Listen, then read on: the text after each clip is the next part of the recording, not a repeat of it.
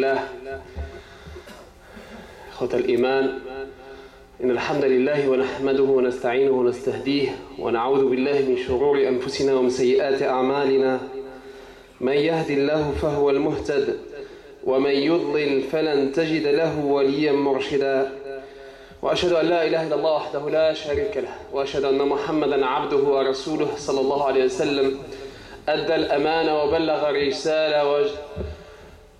الرسالة وجاهد في الله حق جهاده حتى أتاه اليقين فصل اللهم وسلم على سيدنا وحبيبنا محمد صلى الله عليه وسلم في الأولين والآخرين. On avait évoqué à un certain moment le prophète sallallahu alayhi wa sallam. Il a dit à un jeune: Ya Bishr, bima talqa Allah, la hajj, wala jihad, wala salat. Ya Bishr, Bishr, avec quoi tu vas rencontrer Allah subhanahu wa ta'ala? Aucun effort, que ce soit dans les pratiques envers Allah, salat, ou envers toi-même, jihad, ou zakat envers les autres. Les trois dimensions que les musulmans se doivent en fait de trouver l'équilibre. Allah subhanahu wa ta'ala nous a interpellés sur le même sens. Le dernier verset de sourate Al-Kahf, il nous dit فَمَنْ كَانَ يَرْجُو لِقَاءَ رَبِّهِ. Qu'est-ce qu'il doit faire? Toute personne qui espère rencontrer Allah, comment elle doit se présenter? Comment elle doit se préparer pour cette rencontre? Bien sûr, il y a les hadiths, les versets sont en fait nombreux sous ce thème. Mais Allah, il a résumé en fait cette rencontre devrait se préparer à travers deux pistes. La première qu'il dit Allah subhanahu wa ta'ala, فَلْيَعْمَلْ عَمَلًا صَالِحًا. Il doit s'accompagner des bonnes œuvres, des bonnes pratiques. Parce que la science, elle est utile quand elle s'accompagne par khashyat Allah.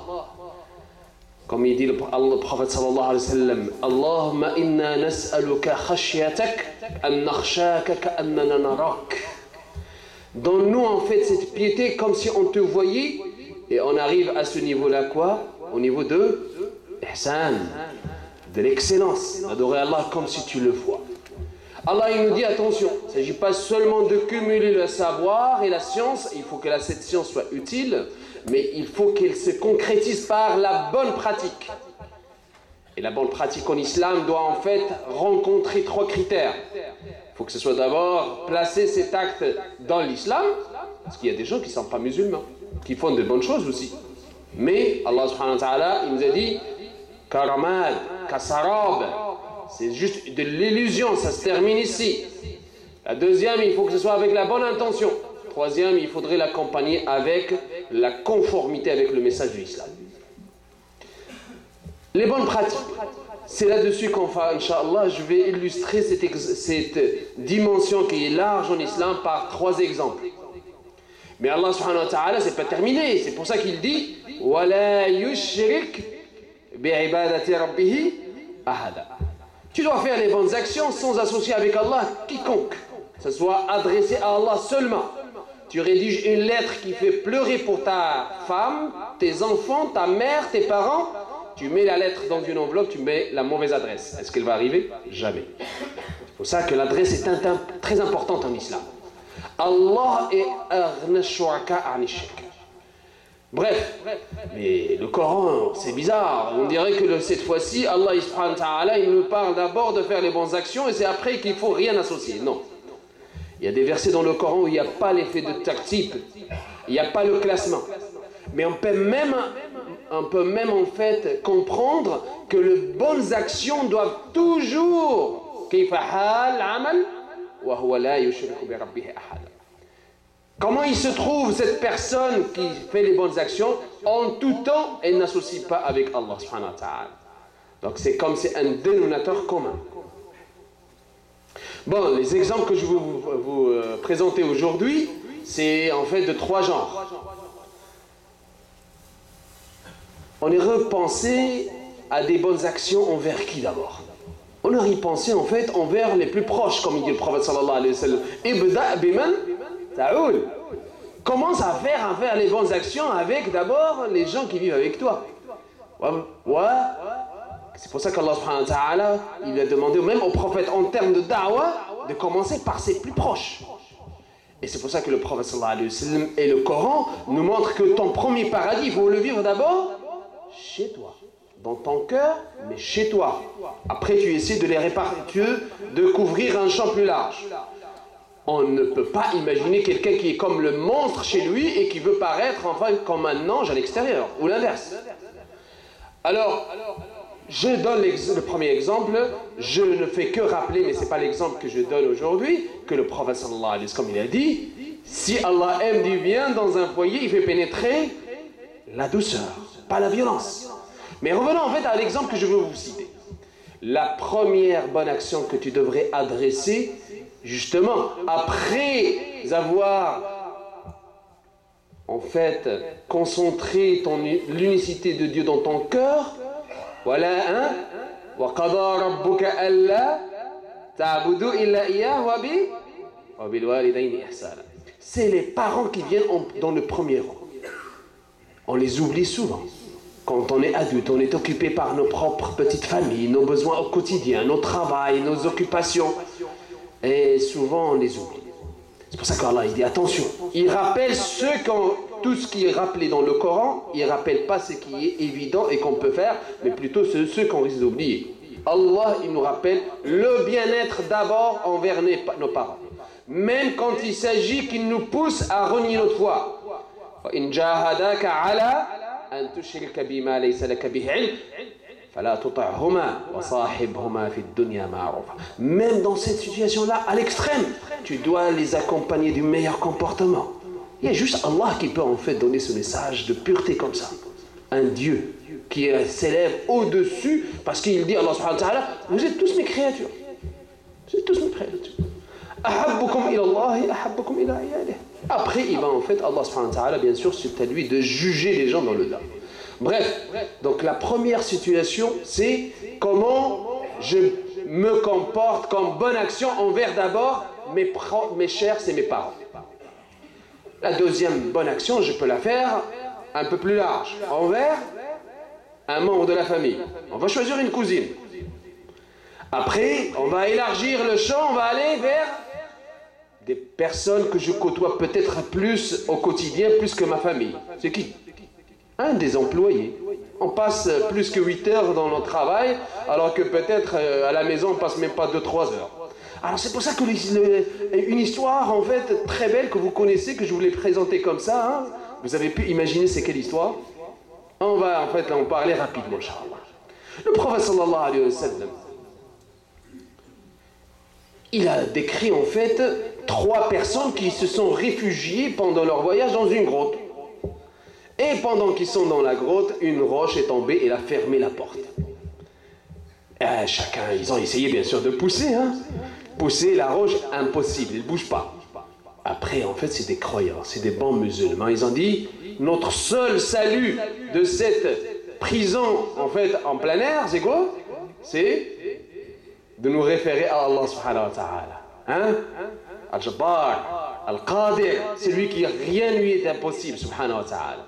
Il dit, on va en fait se référer à lui, comment? Dua, oui. Salat, oui. Mais il y a quelque chose de spécial. C'est quoi? Al-Wasila. Tu crées des ponts privilégiés avec Allah subhanahu wa ta'ala. Tu dis, Ya Allah.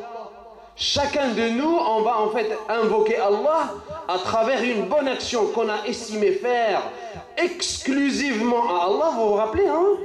Ya'amal salihan wa la yushrik bi'ibadati rabbih ahada. Exclusivement adressé à Allah. Et si elle a accepté, on s'attend que Allah subhanahu wa ta'ala va nous délivrer en fait de cette prison-là.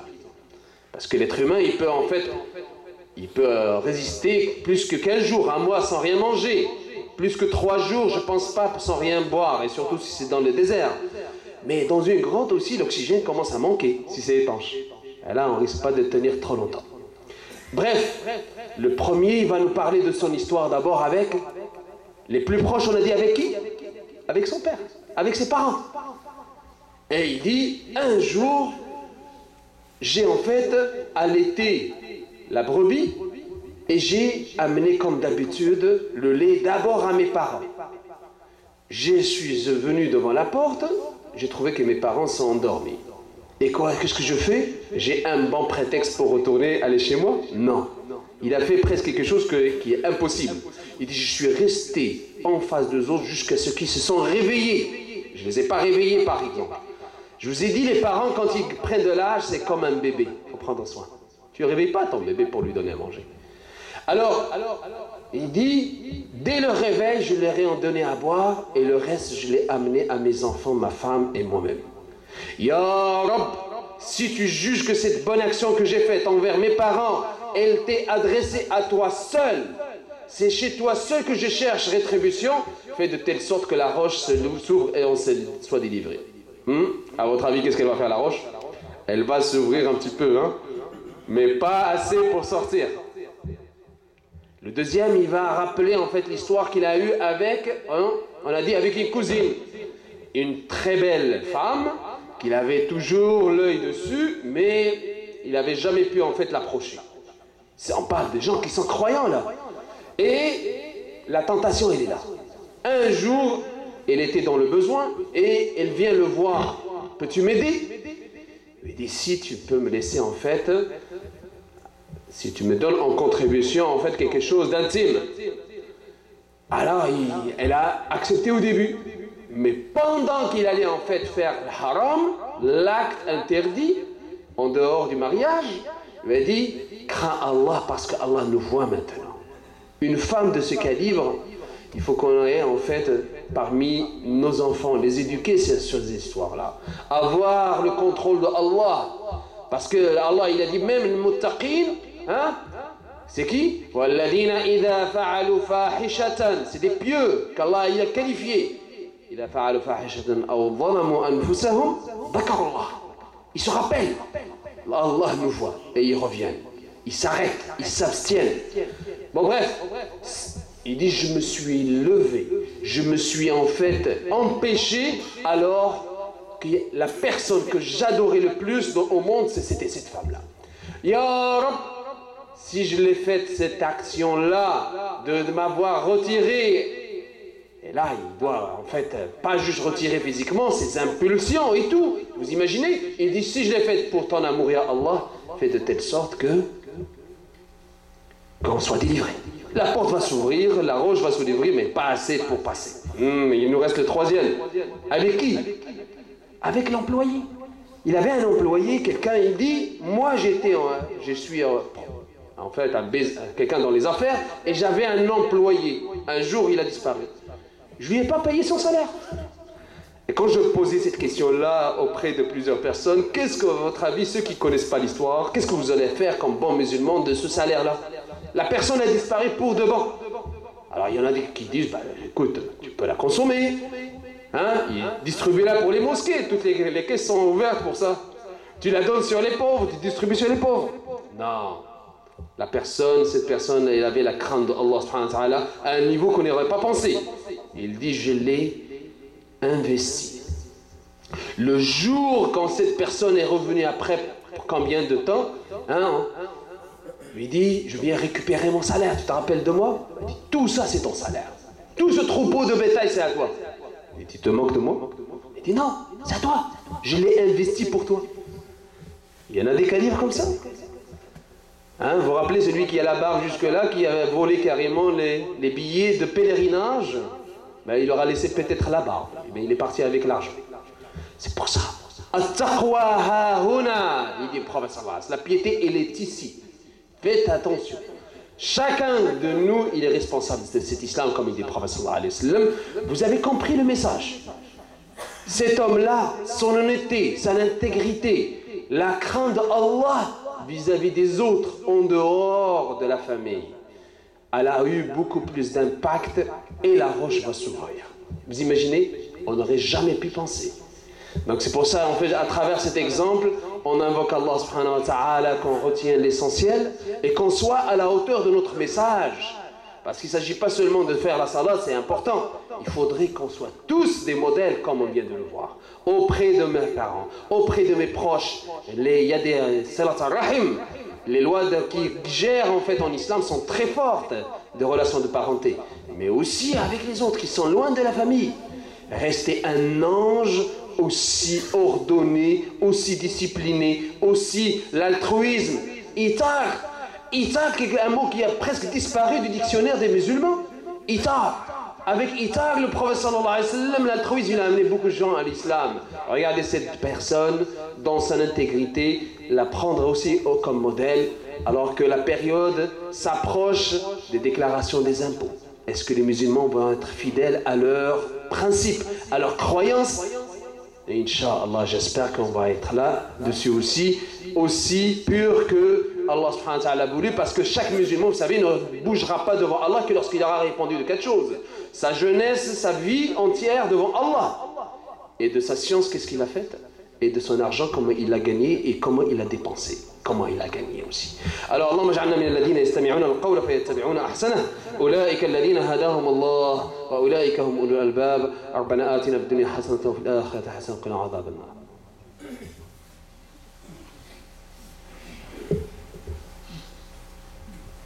بسم الله والصلاة والسلام على رسول الله يا حي يا قيوم برحمتك نستغيث أصلح لنا شأننا كله ولا تكلنا إلى أنفسنا طرفة عين أو أقل من ذلك اللهم إنا نسألك فعل الخيرات وترك المنكرات وحب المساكين وأن تغفر لنا وترحمنا وإذا أردت بقوم فتنة فتوفنا غير مفتونين اللهم إنا نسألك حبك وحب من يحبك وحب عمل يقربنا إلى حبك اللهم اجعلنا نخشاك كأننا نراك اللهم اجعلنا نخشاك كأننا نراك يا أرحم الراحمين يا رب العالمين اللهم احشرنا في زمرة الحبيب المصطفى وهو راض عنا اللهم انصر الإسلام وأعز المسلمين اللهم اجعل خير أعمالنا خواتمها وخير أيامنا يوم لقائك وآخر كلامنا على لا إله إلا الله محمد رسول الله صلى الله عليه وسلم عليها نحيا وعليها نموت وعليها نلقى الله سبحانه وتعالى اللهم إنا نسألك الشوق إلى لقائك اللهم إنا نسألك الشوق إلى لقائك ولذة النظر إلى وجهك الكريم في غير ضراء مضرة ولا فتنة مضلة اللهم زينا بزينة الإيمان واجعلنا هداة مهتدين وصل اللهم وسلم على سيدنا وحبيبنا محمد وقوموا إلى الصلاة يرحمني ويرحمكم الله